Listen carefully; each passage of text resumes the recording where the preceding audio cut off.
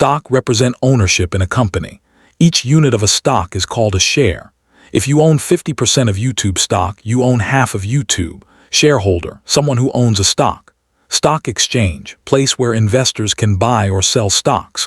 Public company, company whose ownership is organized via shares of stock that are intended to be freely traded on a stock exchange. Bull market, bear market. A bull market means that prices are rising. A bear market means that prices are falling. They are named after each animal's attack style. Volatility, how fast the stock price moves up and down. Volume, number of shares of a company traded each day. Capital, broad term that can describe anything that gives value to its owners. It usually refers to money, but it can also describe machinery, patents, etc. Liquidity, how easily you can get into and out of a stock. It increases with volume. Bubble, bubbles occur when prices for a particular item rise far above the item's real value due to too much optimism. Sooner or later, the high prices become unsustainable, and they fall dramatically until the item is valued at or even below its true worth. IPO, initial price offering happens when a private company becomes publicly traded in order to raise money. Dividends, portion of a company's earnings that is paid to people who own the stock. Not every company pays dividends. Blue chip stocks, stock that comes from a well-known established company. They have a strong history of performance and often pay dividends. Forex, foreign exchange, involves trading different currencies. Portfolio, collection of investments owned by an investor. Holdings, contents of a portfolio. Interests, when you get or give a loan, the one who is lending the cash usually wants more cash than what he initially lent. The extra cash that has to be given is called interest.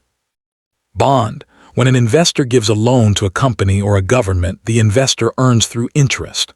Security, tradable financial instruments such as stocks and bonds. Broker, since you can't directly go to the stock exchanges to buy stocks, someone will do it for you, usually for a fee. This is called a broker. Nowadays, they are mostly online platforms. Going long, betting that a company's stock price will increase so that you can buy low and sell high. Asset, resource with economic value that someone owns or controls with the expectation that it will provide a future benefit. Commodity, basic goods interchangeable between producers, such as grains, gold, beef, oil, and natural gas. It usually refers to raw materials. Yield, it's what you earn from an investment.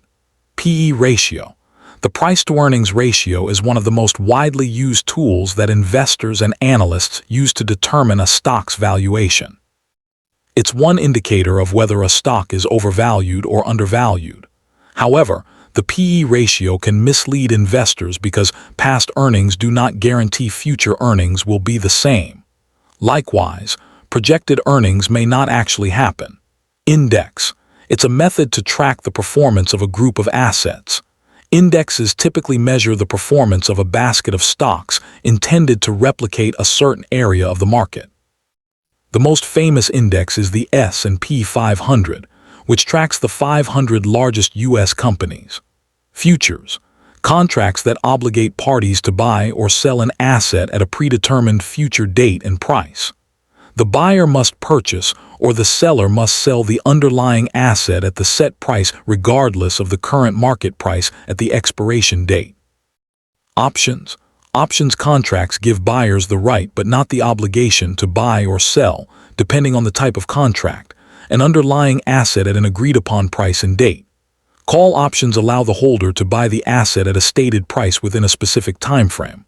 Put options, on the other hand, allow the holder to sell the asset at a stated price within a specific time frame. ETFs, baskets of stocks that trade like regular stocks. They can be passively or actively managed. Passively managed ETFs just try to match the underlying stocks.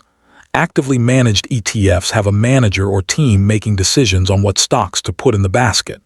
IRAs. It stands for Individual Retirement Account, and it's a long-term savings account that individuals with earned income can use to save for the future while enjoying certain tax advantages. Liability, something a person or company owes. Penny stocks, shares valued at less than $5. They are usually considered highly risky. Market cap, It refers to how much a company is worth as determined by the stock market. Leverage. It refers to using borrowed money from a lender to invest. It's done to increase the potential return of an investment. It also greatly increases risks. Balance sheet. Financial statement that reports a company's assets, liabilities, and shareholder equity at a specific point in time. It provides a list of what a company owns and owes, as well as the amount invested by shareholders. Inflation, a rise in prices which can be translated as the decline of purchasing power over time. Basically, money becomes less valuable. Bid, the highest price at which a buyer is willing to pay. Ask, the lowest price at which a seller is willing to sell. Bid-ask spread, the amount by which the ask price exceeds the bid price. It has to be resolved before the transaction can take place. Black swan, it's slang for a completely unforeseen and unexpected event. Dead cat bounce, it's slang for a temporary, short-lived recovery of a stock price from a prolonged decline that is followed by even more decline. Whales, it's slang for investors or corporations with such large capital that their buys and sells make waves in the market like only animals of gigantic size can.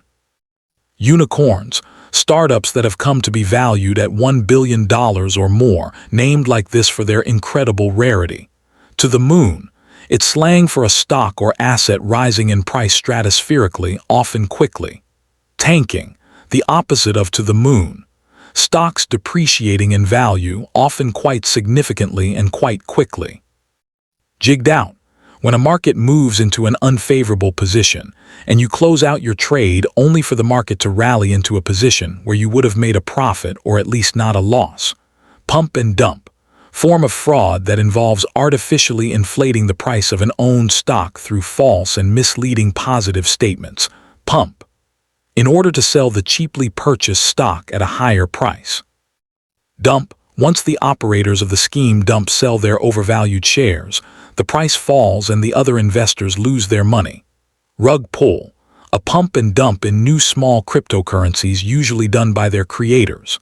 Panic selling, widespread sell-off of a stock, a sector, or an entire market due to fear or overreaction rather than reasoned analysis. Usually happens when prices start to decrease a lot, which makes the price decrease even more. Stock exchanges temporarily halt trading when panic selling reaches a specified level in an attempt to break the cycle of fear and selling. Shorting, investment strategy that speculates on the decline of a stock's price. The investor borrows shares of a stock from a lender and instantly sells them. When it's time to give them back, the investor has to buy back the shares to re-give them to the lender. If the price has gone down, he keeps the difference between the initial price and the new price. This, however, comes with unlimited risk as the stock price can go up infinitely, and the investor is forced to buy it back. Short squeeze, when the stock's price unexpectedly increases drastically over a short period of time, the investors who were shorting are forced to cut losses by exiting their positions, which means buying back the stocks to re-give them to the lender. This makes those investors lose money, and it makes the stock's price increase even more since all of the short investors have to buy it.